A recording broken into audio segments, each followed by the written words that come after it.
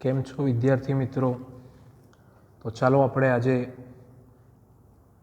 પરમાણુ ચેપ્ટરની અંદર નીલ બોરે જે અધિતર્ક આપેલો એની દ બ્રુગલીએ આપેલી સમજૂતીને આજે આપણે ડિસ્કશન કરીએ.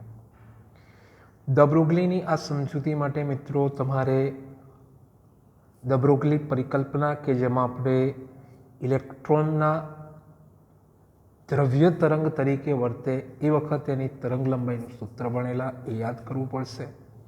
અને બીજું આપણે 11મા ધોરણની અંદર તરંગો ચેપ્ટરની અંદર જે સ્થિત તરંગો બેટા આપણે ભણેલા એ સ્થિત તરંગોની રજૂઆત પણ આપણે આ પ્રશ્નની અંદર યાદ રાખવી પડશે. ઓકે, આ પ્રશ્નમાં સૌપ્રથમ આપણે જે બોરનો અધિતર્ક જાણીએ છીએ એની રજૂઆત મેં લખેલી છે. એનાથી એક સ્ટેપ આગળ વધીએ તો ડી બ્રોગલીએ જે એની સમજૂતી આપી એમાં ડી બ્રોગલીએ દર્શાવેલું છે કે ઇલેક્ટ્રોન જેવા દ્રવ્ય કણો એ જ્યારે પ્રવેગિત ગતિ કરતા હોય ત્યારે તરંગ પ્રકૃતિ ધરાવતા હોય છે. ઓકે, અને આપણે બેટા જે સમજ્યા છીએ એમાં ઇલેક્ટ્રોન વર્તુળ માર્ગે ગતિ કરે, વેગની દિશા સતત બદલાતી જાય, માટે આપણે ભણ્યા છીએ મુજબ એની ગતિ કેવી કહેવાય બેટા? પ્રવેગી ગતિ.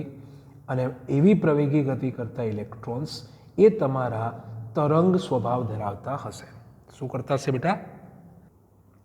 તો આપણે કહી શકીએ કે આવા ઇલેક્ટ્રોન્સ જે છે એ શું ધરાવતા હશે? પોતે તરંગ સ્વભાવ ધરાવતા હશે. ઓકે, અને એની પ્રાયોગિક ચકાસણી ડેવિસન અને ગરમરે કરેલી જે એક રજૂઆત આપણે યાદ રાખીશું.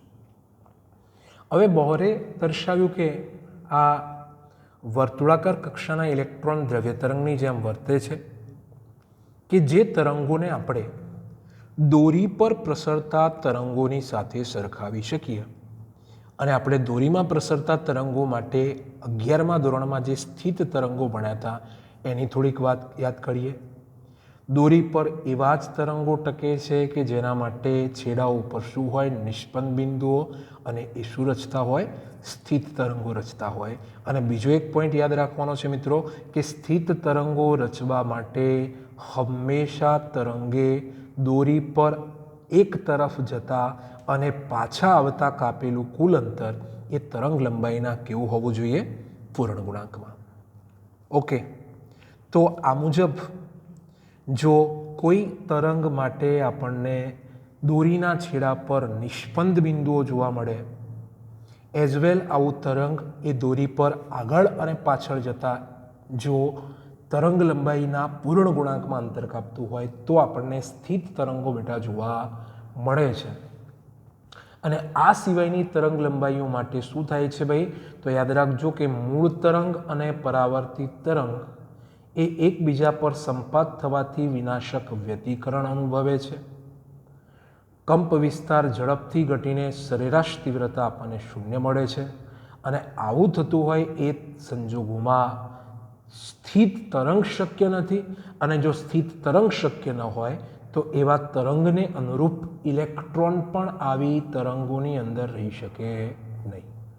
ઓકે, તો માટે એને આપણે બેટા થોડુંક હવે આકૃતિ પર સામાન્ય સમજીએ. તો અહીંયા માની લો કે આપણો ઇલેક્ટ્રોન અહીંથી સ્ટાર્ટ થાય તો એ વખતે એની ગતિને અનુરૂપ આ એક તરંગ, બીજું તરંગ, ત્રીજું તરંગ, ચોથું તરંગ, અને માની લો કે હું એનો પાછો રિટર્ન રૂટ લઉં છું તો પણ ત્યાં મને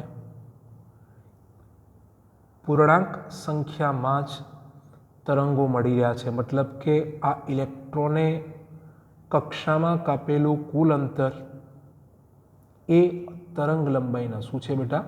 પૂર્ણ ગુણાંકમાં છે.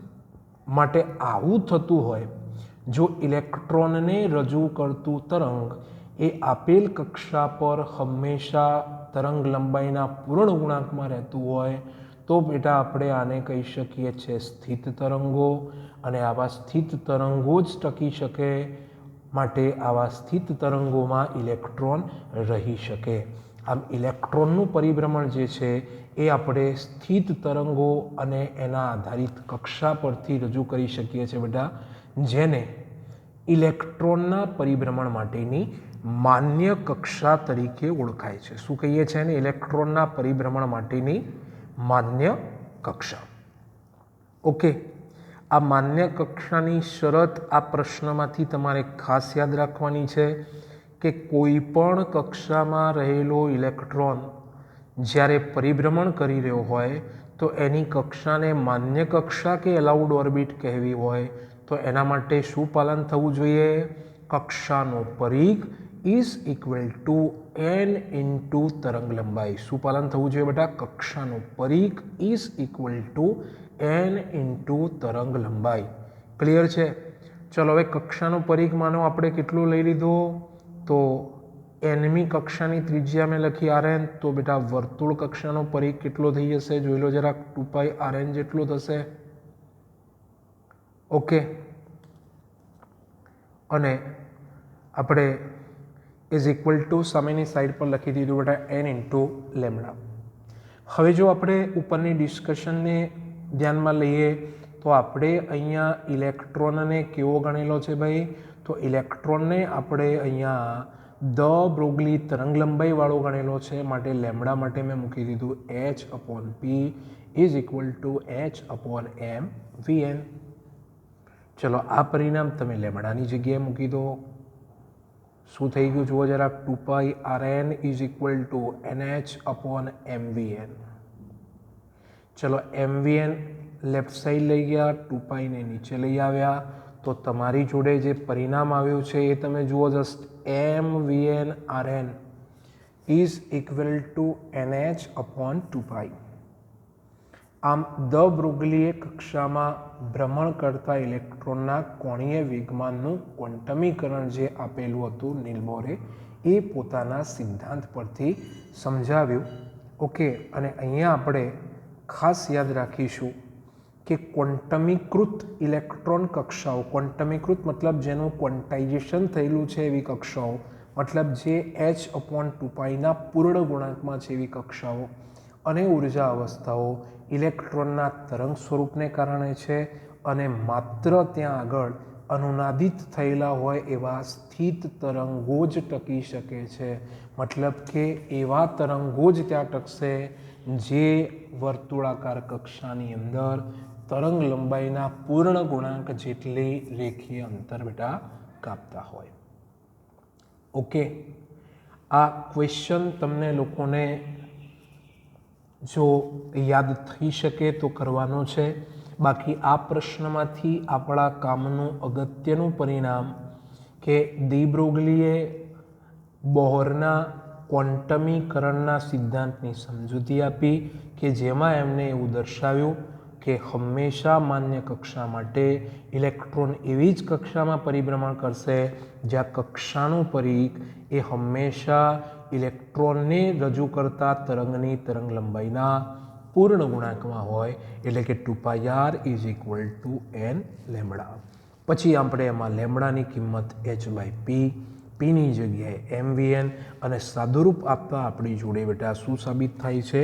તો નીલબોરે રજૂ કરેલો કોણીય વેગમાનનું ક્વોન્ટમીકરણ. ઓકે, તો આ એક અગત્યનું પરિણામ છે જે તમારે બધા યાદ રાખવાનું છે. હવે આનાથી એક સ્ટેપ આગળ વધીએ તો ચેપ્ટરની અંદર લાસ્ટ એક ઇમ્પોર્ટન્ટ ડિસ્કશન તમને લોકોને આ ચેપ્ટરમાંથી જે 5 માર્ક્સનો પ્રશ્ન પૂછાય છે એની અંદર આગળ ચલાવેલો એક પ્રશ્ન, બોહર મોડેલ સમજાવો, જેમાં આપણે 3 અધિતર્કો ભણ્યા હતા, એ ક્વેશ્ચન પૂછેલો હોય અને એની સાથે પૂછે બોર મોડેલની સફળતાઓ જણાવો અથવા બોર મોડેલની મર્યાદાઓ જણાવો, તો તમારે બેટા આટલા પોઈન્ટ્સ એમાં યાદ કરી લેવાના છે. પહેલું જ પોઈન્ટ, આપણે બોહર મોડેલની મદદથી હાઇડ્રોજન જેવા પરમાણુની સ્થિરતા અને ઉર્જાની સમજૂતી આપી શકીએ છીએ. હવે એમાં કયા કયા અન્ય બીજા પરમાણુઓ આવશે તો એના એક્ઝામ્પલ્સ યાદ કરી લેજો. H2, He+, Li2+, અને Be3+.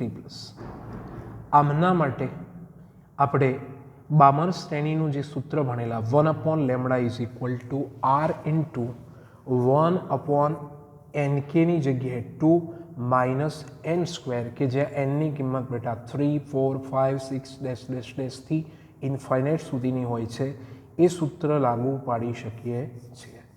ઓકે, એ સિવાય જ્યારે ઇલેક્ટ્રોન ઊંચી ઉર્જા અવસ્થાની કક્ષા એનઆઈમાંથી નીચી ઉર્જા અવસ્થાની કક્ષા એનકેમાં સંક્રાંતિ કરે ત્યારે ઉત્સર્જન થાય છે અને એનકેમાંથી એનઆઈમાં જાય તો એ વખતે એ ઉર્જાનું શોષણ કરે છે. માટે બેટા આ ઘટનાને અનુરૂપ ઉત્સર્જિત કે શોષાયેલ તરંગ લંબાઈને શોધવા સૂત્ર વાપરી શકાય 1/λ = R × 1/NK² - 1/NI². એટલે જો આપણે કહેવું હોય તો કહી શકીએ કે આ મોડેલની મદદથી આપણે ઉત્સર્જિત અને શોષિત તરંગ લંબાઈઓ મેળવી શકીએ છીએ. ઓકે, આ સિવાય ટેક્સ્ટમાં નથી આપેલું પણ આપણે લખવું હોય તો લખી શકીએ કે આપણે ઉત્સર્જિત આવૃત્તિઓ અને ઉર્જાની ગણતરી પણ બેટા કરી શકીએ છીએ. ઓકે, એનાથી એક સ્ટેપ આગળ વધીએ જ્યાં તમારે યાદ રાખવાની છે બોરના પરમાણુ મોડેલની મર્યાદાઓ, કે જેની અંદર મુખ્ય ત્રણેક મુદ્દાઓ યાદ કરવા લાયક છે. જેમાંનો પહેલો મુદ્દો છે કે આ નિયમ 2 ઇલેક્ટ્રોન ધરાવતા હિલિયમ જેવા પરમાણુઓને લાગુ પાડી શકાતો નથી. હવે એનું કારણ શું છે એ સમજો બેટા. તો બોરનું મોડેલ જે આપણે સમજ્યા એમાં આપણે શું લીધેલું, તો કેન્દ્રમાંનો ધનવીજભાર એટલે કે ન્યુક્લિયસનો ધનવીજભાર અને ફરતેનો એક જ ઇલેક્ટ્રોન. શું લીધેલું? ફરતેનો એક જ ઇલેક્ટ્રોન. આ વિદ્યુત બળને આપણે ધ્યાનમાં લીધેલું. અને હિલિયમની વાત કરું તો હિલિયમમાં ફરતે કેટલા ઇલેક્ટ્રોન છે? 2 ઇલેક્ટ્રોન. માટે આવા 2 ઇલેક્ટ્રોન વચ્ચે પણ શું લાગતું હશે? વિદ્યુત બળ. પણ અહીંયા એ બળનો સમાવેશ કરાયેલો નથી. માટે બોર મોડેલે હિલિયમ જેવા પરમાણુને લાગુ પડતું નથી. જસ્ટ મેં આની ઉપર એક મુદ્દો લખ્યો છે.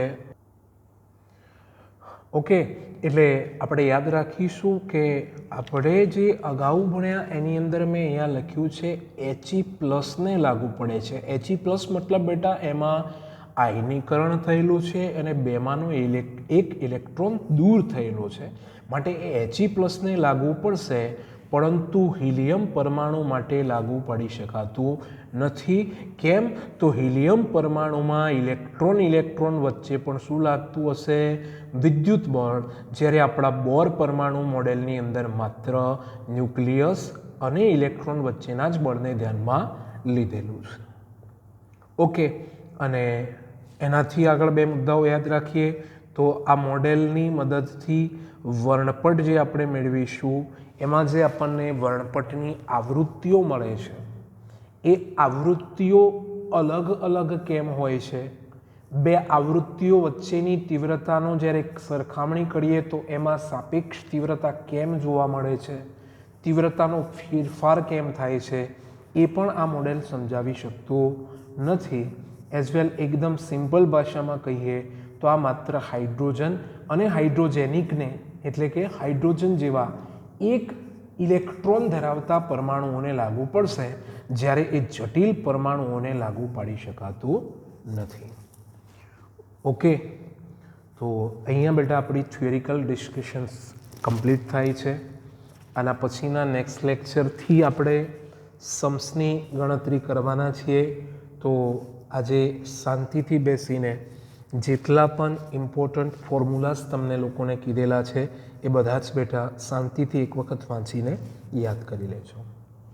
ઓકે, ઘરમાં રહો, સુરક્ષિત રહો. જય હિન્દ, જય ભારત.